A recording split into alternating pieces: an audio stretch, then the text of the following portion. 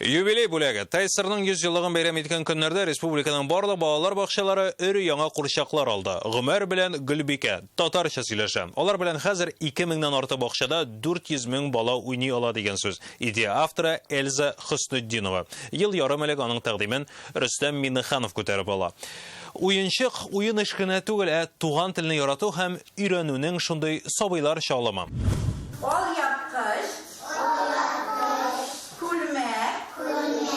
Гомәр белән Гөлбикә исемле курчаклар Әлмәтнең бәләкәч балалар бакчасына бер атналык кайта. Сабыйлар аларны үз итәргә өлгергән. Алар шундый матур сөйләсәләр, тыңлап карагыз әле. Татар балаларына татар телен тагын да бер тапкыр кабатлап, татар йолаларын искә төшереп, татар киемнәрен искә төшерү булса, рус балаларына татар теленә кызыксыну уяту булып тора. Аларның да бу курчак белән уйныйсылары килде. Мы старались взять за основу настоящий татарский костюм и музейные экспонаты. Күзләре көрән, чәчләре кара, куе кирпекләр, йөзләрендә дә татар чалымнары. Эльза Хөснетдинова Гөлбикә белән Гомәрнең идея авторы. Татар телебезне барыбыз да яратабыз инде. Балаларыбыз да яратсыннар, күрсеннәр. Инде безнең матур милли киемнәребез бар.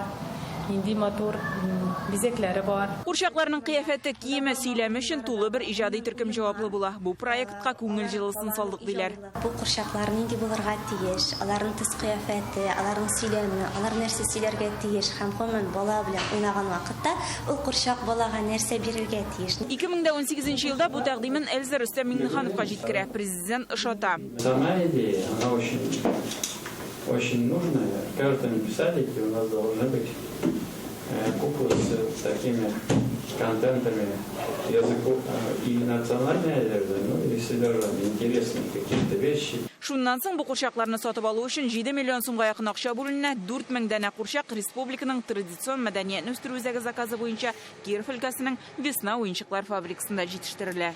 Бик мотор, бик сыйфатлы.